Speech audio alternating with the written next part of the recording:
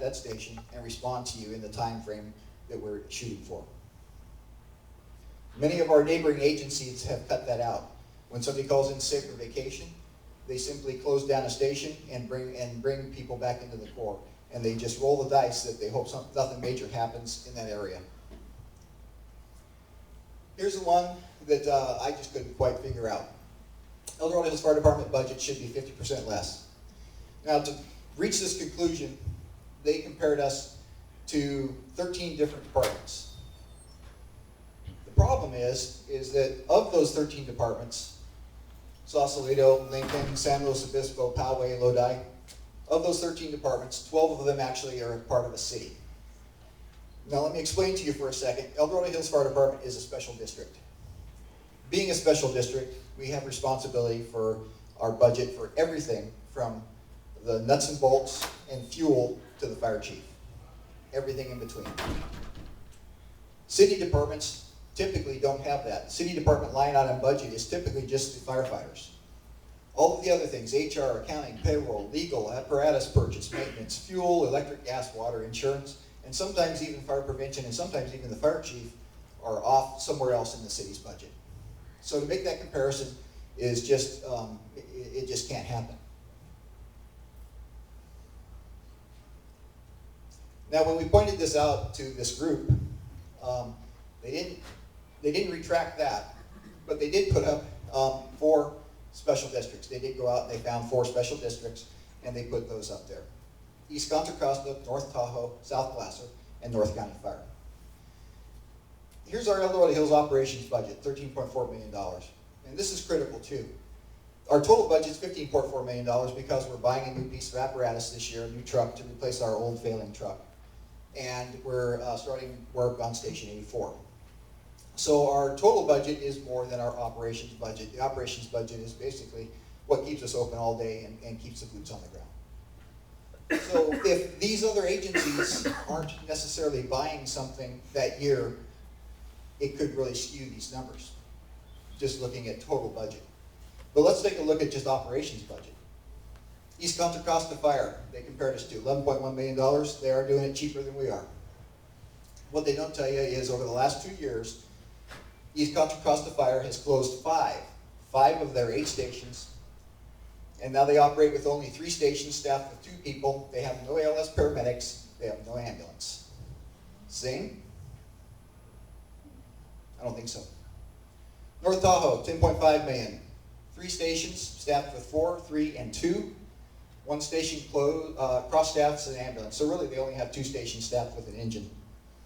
And Forest Service covers the other half of their district. Same? Don't think so. South Placer, Granite Bay, $7 million. They are doing it for about half what we are. I'll give them that. 5 stations, 2 persons per station. 2 of those stations are ambulance only, so they really only have 3 engines with 2 people. 1 station is BLS only. They have no fire prevention department whatsoever. They have no fire chief currently. And they are a training ground for Roseville. They have extreme turnover. They can't keep people employed.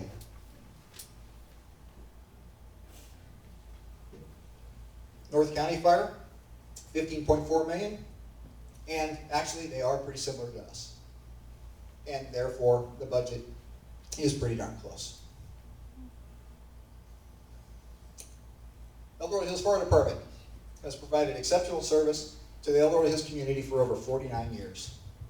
Prudent planning allowed for department, stations, staffing, and equipment to meet the needs of a rapidly growing community. All from savings, all from pre-planning. Unparalleled collaboration between the board of directors, admin, and labor allowed for rapid adjustment to a depleted revenue stream. We did a lot of work together to save $2.1 million a couple years ago when we all got hit with the budget crisis.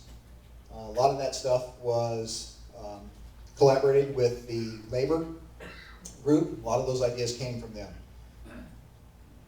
All stations remained open and staffed 24/7 with advanced life support. We have $21.8 million of reserve in the bank and no debt. I challenge you to find another agency that even comes close to that. And I really challenge you to let me know where the fiscal irresponsibility has been. Thank you very much, and I'll take questions now.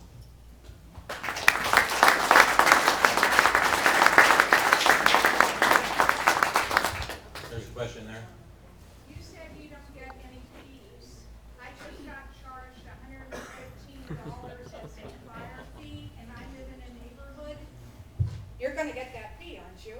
No, no, we don't get that fee.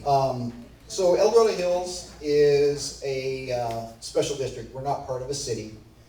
El Dorado Hills Fire District has what we call local responsibility area within it and state responsibility area within it. And it all kind of boils down to how many homes per acre in an area.